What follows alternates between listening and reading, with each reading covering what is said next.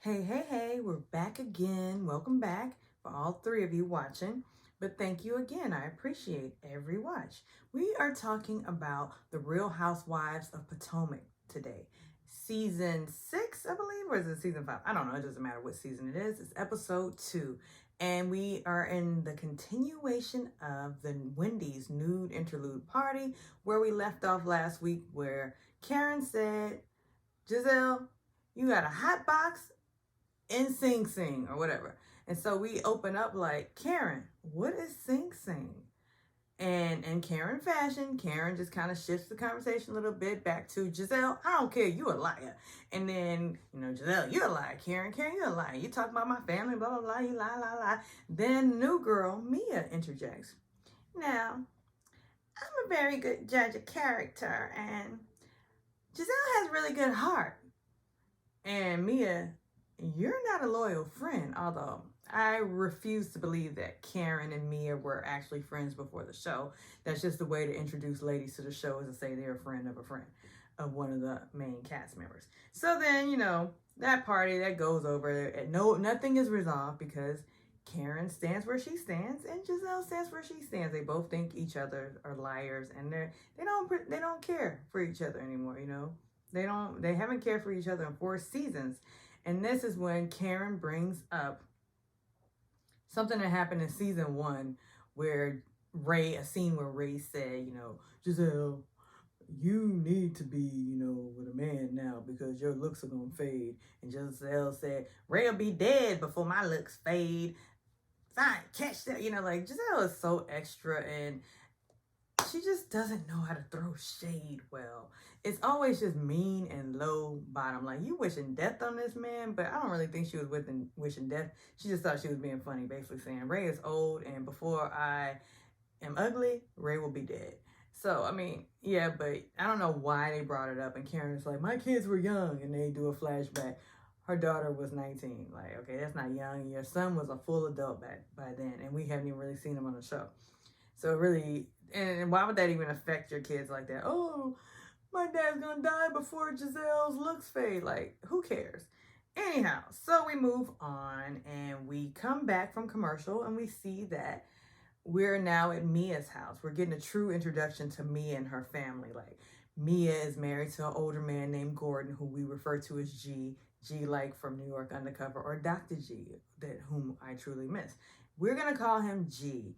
G, I feel like, makes him seem younger and kind of gangster to me. But we find out that, as she said before already, that they own several The Joint chiropractic locations, which every time, side note, when I pass by a joint, I always say, because I'm a hip hop fan, it's The Joint. No matter where I am, what city I'm in, if I see a joint location, I say it in my head or I say it out loud. It's The Joint. So, I think that's a good name, although I know it was a double meaning for, their chiropractors. We work on joints. Anyhow, so we see Mia and, interacting with her family. She's like making cupcakes for her kids. And I'm like, I don't see it for Mia. Like, she is the type of person that, to me, it seems like her personality is manufactured. It's like she developed this cutesy role because it gets me what I want. So I'm going to talk like this and very shrill. I'm going to be real plastic acting. But yeah, I'm a boss. And so we see kind of a tension that we see on all these shows when the wife has been a housewife for a long time and now is stepping up in a leadership role or trying to do business because I'm tired of being a housewife. I want to be a business person. Like, we've seen it on all the shows, like, where, like, oh, look, I'm the boss. And he's like, I'm the boss. You're not doing anything, and then, so I get where this is going. Like, she's really trying to show that I am a working woman and I handle my business and I can put boss babe memes on my social posts. I'm a boss, and then I'm gonna start teaching courses on being a boss. But really, she inherited this company from her husband. And this is just my maybe unpopular opinion that I'm saying this is Mia. But the verdict is still out on her, but not really. I've already kind of made up my mind about Mia. However, she can change my mind if she just changes her attitude or changes what she says, because right now she seems disloyal to Karen, and it seems like she wants to float into the Giselle camp, because Giselle is the sole self-proclaimed it girl of the group. I don't know why, because she's not funny, she's tacky, yada yada yada. So then, we move on to see Candace. Candace is taking her acting very seriously. We've seen Candace in some roles. Well, I've seen clips because I haven't seen the movies, because they're not like really my thing, like her style of movie, like BT own type movies, those holiday movies that you know how it's gonna end with a lot of bad acting and a lot of corny scenes. Those are the type of movies that I see Candace in, but more power to her for, like doing it, multitasking. She's acting, she's singing, she's getting her masters, and she's becoming more of a bonus mom, not stepmom, bonus mom, because that's the, term of choice, which is more endearing. And so we see Candace doing all these things, and they do a flashback of Candace in the studio doing music, and now we find out Chris is managing Candace. He doesn't necessarily want to be a manager, but he is good at managing Candace. And then they have a little banter and they start acting back and forth. It's so forced to me, but it's cute, whatever. And Chris has on his ugly silver floral embroidered tux. Like, why are you wearing a tux here? And Candace has on this makeup that's not very modern and not very cute. It's very, like trying to be punk rock. Trying to be Twiggy-esque, but it's not a good look for Candace. And what's up with Candace's contouring on her nose? It really bugs me. Anyhow, and so we see her doing all this stuff, and I see that Candace is trying to clean up her image from all the backlash that she got last year for the whole Monique situation. So it's like she's changing the trajectory. I'm busy, I'm focused, I'm gonna be this actress, getting my master's, and I'm going to be a great bonus mom to these kids. So that's what she's doing, So then we move on to Ashley, and her mom stops by to visit baby Dean. We see that Ashley's mom said, look, you will not be clowning me on my wigs this year. No, you will not. Because I'm gonna slick my hair back. That's right. What you gotta say about that? Well, we have a lot to say, but we won't say about anything about that, because I'm glad that you just don't have on that wig anymore, because I felt like it aged you, Ashley's mom. So then they get into a real cringy conversation, a conversation I would never have with my mother. I mean, never. Like, Ashley's talking about sex is uncomfortable, being that she's 9 months pregnant, she has a sex drive. So I have other holes. I'm like, ooh, excuse me, Ashley. I didn't know we were going there. And then she says she could use other tricks. Like she's telling her mother this, and her mother implies, well, let's just make sure he's not stepping out, because we know Michael has a tendency to step out. And so that's, that's that conversation. And, I just wouldn't have it with my mom, but hey, to each his own. Some people wish they could have an open talk like that with their mom. So then we come back, and Robin arrives at Giselle's finally finished home. I mean, it's like Giselle lifted a house from one subdivision and put a subdivision of 2-story houses and meshed her ranch style house together. And, of course, in Giselle fashion, she's going to make it say, it's done. Honey is living in the West Wing. I'm like, but it's not a good look, Giselle. Like, come on now. But Giselle is clear. Giselle overall has bad taste. Beautiful woman, bad taste. She's one of those pretty girls that thinks that all I have is my face. But the attitude is very rude, boo. So that's Wu-Tang.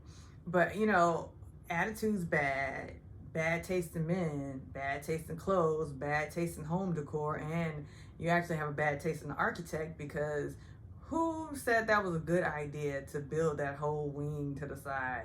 And Robin comes over, and Robin even shades it. Like, to be honest, people make fun of Robin's small town home, but I feel like her decor was well appointed, not necessarily my style. I don't particularly care for that whole glam style that everybody loves, that whole shiny Z gallery look, but I feel like Robin's house is well appointed, and I am, interior design is my thing. So I really feel like she shaded Giselle because she knows that Versace comforter doesn't go with anything else in that house. It's just there because it's just Versace. Somebody probably gave Giselle that. Then if you look at the fixtures in her house, it was she really skimmed on those fixtures. It was like, did you see the floor of the shower? I mean, maybe because I'm really into interior design, I noticed all that stuff.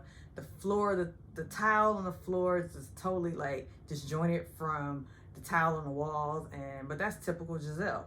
Then if you looked at the backsplash in her kitchen, and she had a white kitchen, which is on trend, but you know, that's what she did. You know, she did a white kitchen, which is on trend, but the backsplash looked very cheap and like something low level and floor and decor tile shop. So then, you know, we get on with that, but really, you know, Rhonda's not there to talk about her house. Rhonda's there to talk about what happened at Wendy's house. So they call Candace. They get on the call with Candace and they start shading, talking about Sing, talking about the new girl, and of course Giselle starts shading her like, look, I got my nails done, got my head done, got my neck done, got my boobs done, got my vagina done, got a clit done. Like she's talking about her clitoris. And then, you know, Giselle talks about Karen again. Like, here she goes with the mean shade. Ray's gonna die before Karen can buy a house. I'm like, why'd you go that low, Giselle? Why did you go that low with Karen? Like, I mean, if you're gonna throw shade, do it like she did. You know, add a little sing to it. Add a little ha to it. Don't just go down low. It's like she goes straight to hell when she does a read. Like she goes straight for the jugular. But that's Giselle, and you know, whatever, that's her. And that's why I don't particularly care for her. I don't care for her style of doing reality TV. You know, everybody says Giselle's really nice off camera, but what she's showing to the world is not nice, and it's not cool.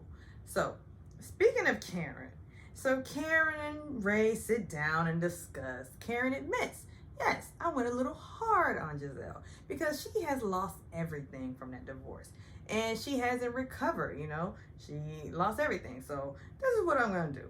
And here we go with the typical reality show formula. We have big mad day, mad day. Then we decide, oh, I'm going to bring all the ladies together for a love party.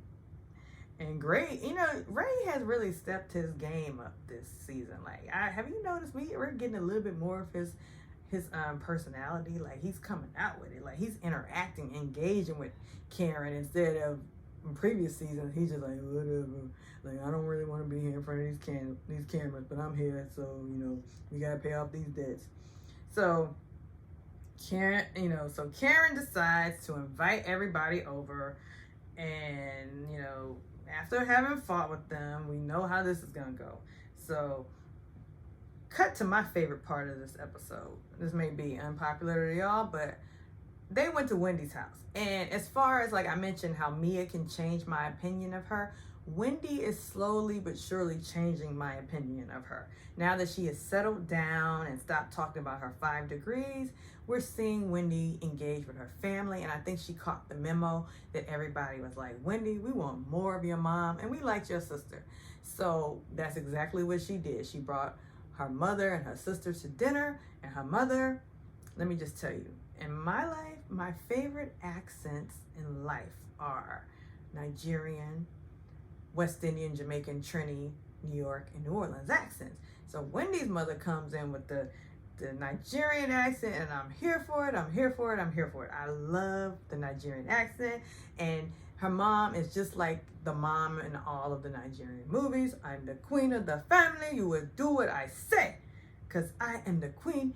And the way she says it, even if she's not trying to be funny, and I have a horrible Nigerian accent, but I'm trying.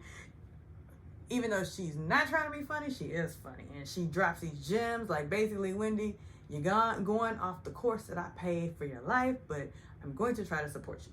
So Wendy introduces, I am not passionate about my regular job, my career path of my 5 degrees. She didn't say 5 degrees. So I decided to start a candle line. Wendy, as if the world needs more candles. Like, as much as I love candles, we have enough candles. But then she puts a spin on it. She names it Oye. You know, Oye is my middle name. It means, you know, a gift from God. And she's telling this, like her mother should have said, Wendy, I never knew that. I know what oye means. Anyhow, she introduces this like blah blah blah, and she says, "Hubby, you have to do the business on it." And her mother's like, "I don't know what you're thinking, but I guess I support you." But the reactions in this scene, I love, like real typical Nigerian reactions, which I just love. And I actually want to see more because I have said this before that, they have Shaws of Sunset, they now have Family Karma. They need a Nigerian show because there are so many wealthy Nigerians here in Houston, by the way. And as we know, Atlanta has a bunch of wealthy Nigerians because Portia's was one, or I think, is he not Simon Nigerian, or is he, I don't know.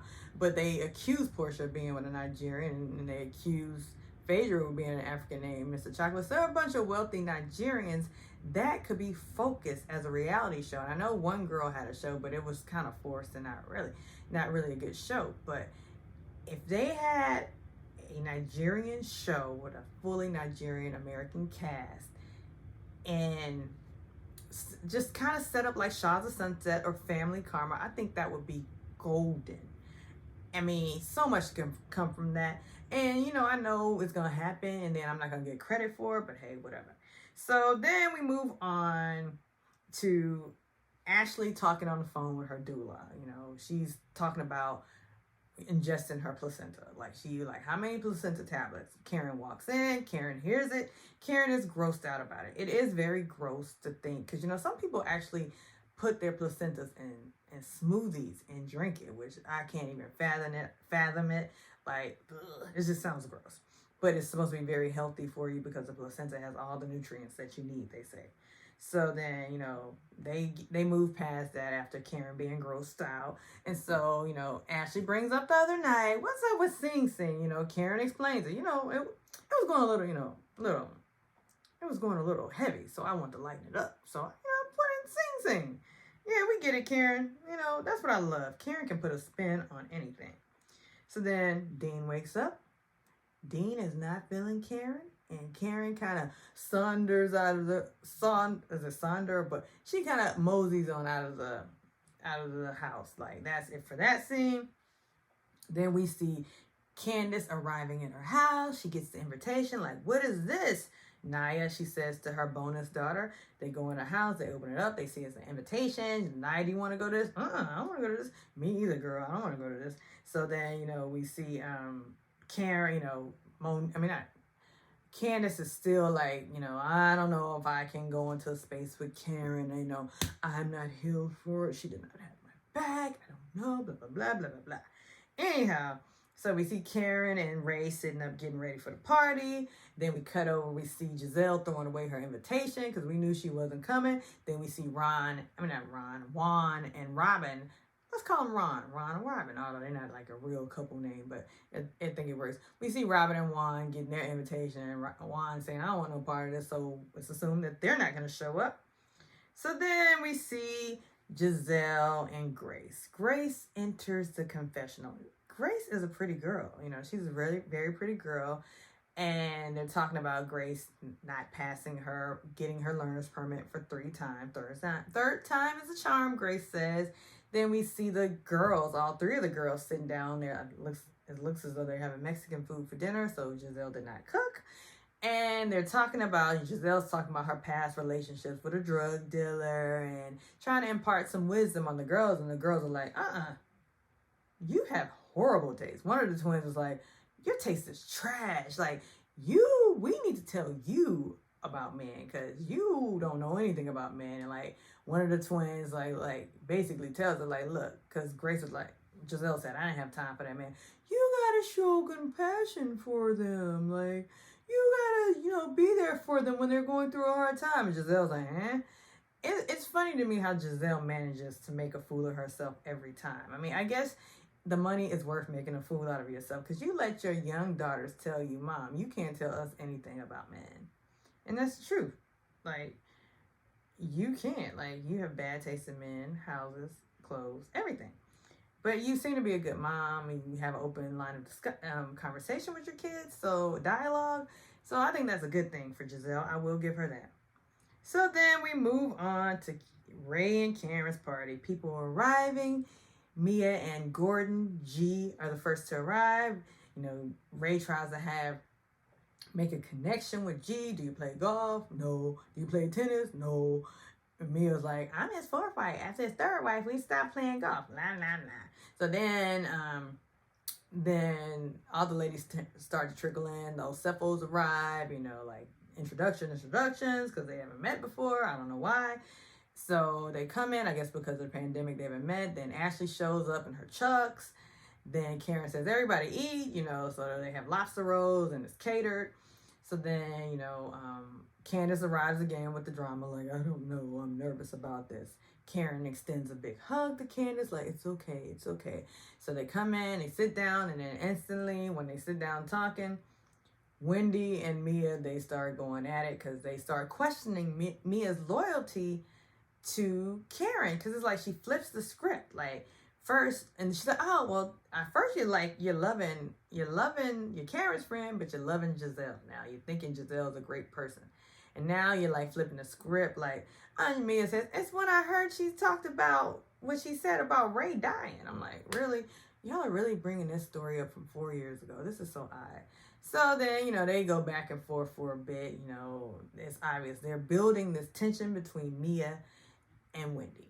And it seems like there is a trend on all of these shows that the newest girls have, like, they come for each other.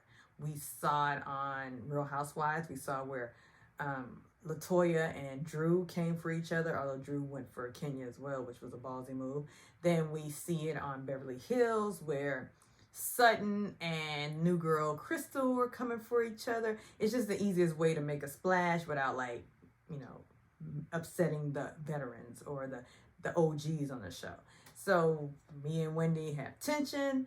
Then they kind of move into make it a real couples love thing. They basically play How Well Do You Know Your Spouse, which is really a remix of the Newlywed Game. That ages me, but it's true. The Newlywed Game used to be my favorite one. You know, the host asks a question, the host being Ashley, and you're supposed to guess, and if you both have the same answer, you win the point.